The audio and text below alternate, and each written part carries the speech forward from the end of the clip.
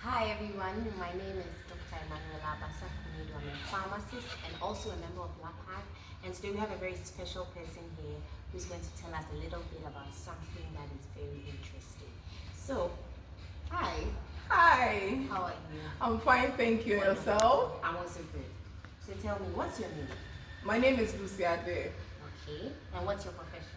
So I'm a registered pharmacist, registered with the Pharmaceutical Society of Ghana and also with the Pharmacy Council. Wow. Awesome. And how many years have you practiced? Over a decade, about 13 years of practice by God's grace. Wow, wonderful. And what position do you hold in LAPAG? So currently I'm the chairperson for the Lady Pharmacists Association of Ghana, and by virtue of that, I am a governing board member of the Pharmaceutical Society of Ghana. Beautiful. Okay. So now let's go into the meat of it. Tell us, what is an emergency pill and what's its use? Okay, to be able to understand what an emergency pill is, you need to understand what an emergency is, and then you can understand both of it. So an emergency is a sudden unexpected turn of events which usually could be dangerous, and the pill is where you are taking a medication because of the emergency. Now for most times, emergency pills are steroids. It could be progestin and estrogen, or it could be progestin alone. It's a hormone-based medication, and so using it regularly or abuse of it can potentially be dangerous. You can't be in an emergency all the time. That is true. That is true. So what do you have to say about the rampant use of emergency pills, contraceptives? Let us know some experiences you've had as a community pharmacist. Yes. Okay, so using emergency pills rampantly is not good. You can't have an emergency rampantly. It is not the best. Now, because it's a steroid and because it's hormone-based, you should know that potentially there could be side effects. So you could be gaining weight, you could have fluid retention, you could have nausea, you could have menstrual irregularities that can affect your reproductive system or your chances of having a baby in future. That's if you want to. Now, the experiences I've had in the community is most young ladies would have an emergency, come in for a pill, you give it to them, and in a few days, a day or two, they will come again with another emergency, and then they have an emergency again next week. You can't have an emergency regularly. You need to plan. It's important to know when to have an emergency and when to take an emergency pill, because usually these are higher doses of steroids, and abusing it regularly is very dangerous for your health. Wow, interesting. I know you started talking about it, but tell us, are there any more side effects, any more health complications that we should be aware of? Yes, so like I mentioned, emergency pills are steroids, they are hormone-based. They could give you the mood swings, they could have fluid retention. If you abuse it over a long period of time, that predominantly means that you could be attracting hypertension into the situation, and it's related cardiovascular diseases.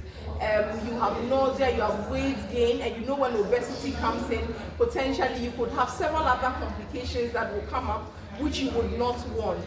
You have menstrual irregularities that can affect your fertility, your reproductive system, and sometimes there's some research that has shown that emergency pills or pills that are abused generally can be related to ectopic or several other complications when it comes to the reproductive system. So it's not something that you're supposed to abuse regularly.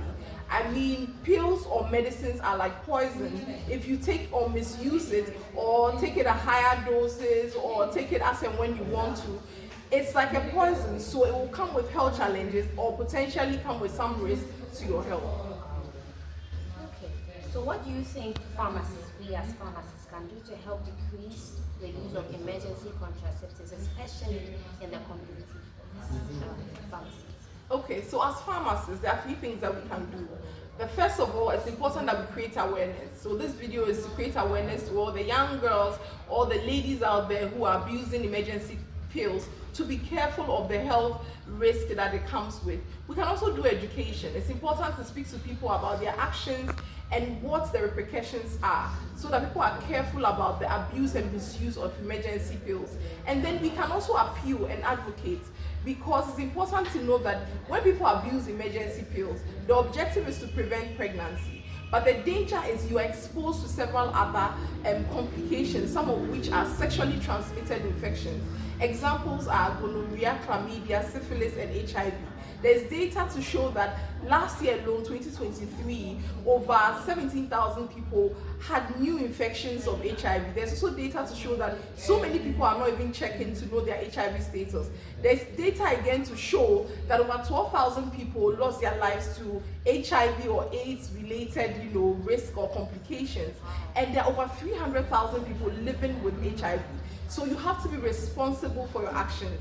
Emergencies happen, but emergencies should not happen all the time. So what do you think about adding emergency contraceptives to the prescription-only medicine? Do you think that would help? Okay, so there are two sides of this situation. When emergency pills are added to prescription only, what it means is that the client would have to come to a healthcare facility, would have to see your doctor, your prescriber to be able to get the emergency pill. Now that will reduce access. It would also make the cost of access very expensive because of the various processes you need to follow through. And that is very, very dangerous. On the other side of it, we want to increase access. We want to ensure that people can be more responsible. So in creating access, people must know the risk related to abusing emergency pills. And if they continue, then we can find restrictions while educating them of the dangers so that they are more responsible. Okay, so in conclusion, what's the way forward? What do you think we want to give to the general public as an advice and a take-home? So I think in conclusion, we want everybody to know that emergency pills are necessary. They are there for emergencies and not for regular use. Regular use means that you're going to create health complications, which I've mentioned earlier, the STIs, and you could potentially also, if you miscalculate, actually get pregnant even with an emergency pill. I think that it's important that people know that they can abstain from sex and prevent all these complications I have mentioned. You can be faithful to your partner and stick to the partner that you are married to or you are supposed to be with. There's also the condom use, which you can utilize if you need to have unprotected sex. There's always a condom that you can use, either a male or female condom. And apart from that, if you are married or you are in a relationship with a long-term partner, then you can consider other sources of contraception, which includes the IUD and other daily pills that you can take, which has lower doses of the steroid or the hormone. Wow, wonderful. Thank you so much, Lucia, for this fantastic education. And please be careful. Thank you for watching. Thank you.